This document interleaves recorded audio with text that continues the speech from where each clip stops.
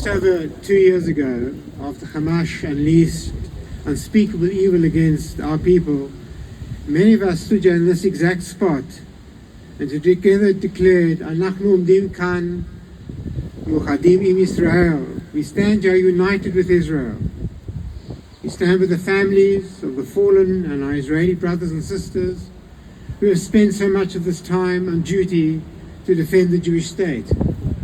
With our friends and our family who are out on the streets of Israel every week, calling for the release of every hostage until the last hostage. And that is a call we can make again today, as David did, Ad Hachatufa Acharon. And we also know that those who went out onto the streets of Israel for hostages faced abuse, intimidation, and even violence. Not from the enemies of Israel, like we faced in London, but outrageously from the authorities of Israel. We stand united with Israel when it's attacked by its enemies. But we also stand united with the people of Israel when our fundamental values come under attack from within. All of us here have shared in the ongoing trauma of everyone in Israel and the Jewish world since October the 7th. And my own faith in humanity was shaken to its core by the footage of the evil carried out by Hamas. And in the United Kingdom and around the world, we have also been sickened by the hatred and demonization of Jews and Israelis on our streets. And we have recently seen anti-Semitic murder in Manchester. And we hear anti-Semites who attack us as Zionists to justify violence and hatred against us. But they do not get to define what it means to be a Zionist. We do. And we will never be afraid to say clearly, "Anachnu omdim kan, muchadim Yisrael." We stand here united with Israel. But we do not stand here today united with the Israeli government. Today we stand here in honor of the legacy of a hero. Yitzhak Rabin devoted his life to the security of Israel and the Jewish people. And 30 years ago he was murdered by a Jewish extremist because he recognized that the path to security was through peace. And these last 2 years have shown us many things. But one thing is this: the notion that this toxic conflict with the Palestinians can somehow be managed was false. It was a lie, a monstrous lie, and we've all suffered egregiously as a result. Hamas is degraded, but it must be defeated. But Hamas's ideology is not an airstrip that you can crater. Defeating Hamas requires a credible political alternative. That means keeping the possibility on the horizon of 2 states for 2 peoples, self-determination for Israelis and self-determination for Palestinians. Now we will know that people will call us disloyal. They will call us naive. But it's not naive to say that the conflict cannot be managed. It's naive to say otherwise. It is not naive to demand an inquiry into how their government failed to protect its people on October the 7th. It's naive not to.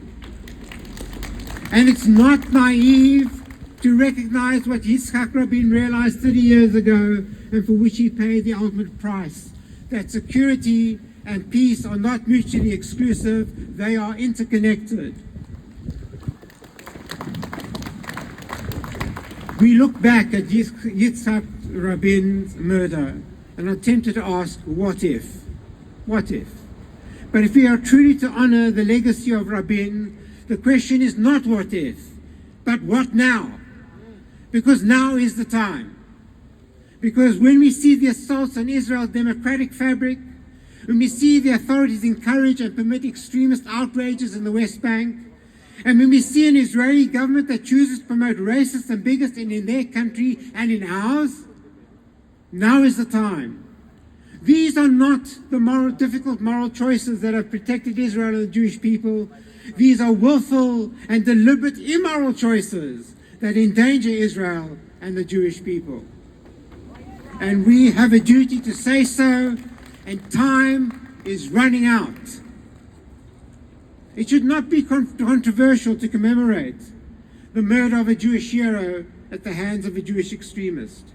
And it should not be controversial to state the simple fact that some of those who incited Yitzhak Rabin's murder are today in Israel's government. We have to speak up and speak out against their agenda. Israelis and the Jewish communities around the world, in partnership with each other, now, not when the next crisis hits, not later, not contingent on waiting to see what happens, but now. And now is the time to honor Rabin's legacy and stand up for our values, for democracy over authoritarianism, for Jewish compassion, not racist domination, for equality and opportunity for every Israeli citizen, Jewish and Arab, and for the dignity, security and self-determination of everyone, Israeli and Palestinian, living between the River Jordan and the Mediterranean.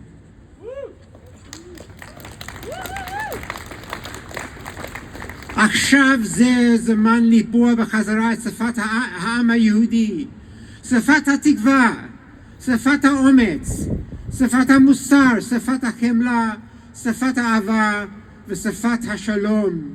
Now is the time to reclaim the language of the Jewish people, the language of hope, the language of courage, the language of morality, the language of compassion, the language of love, and the language of peace.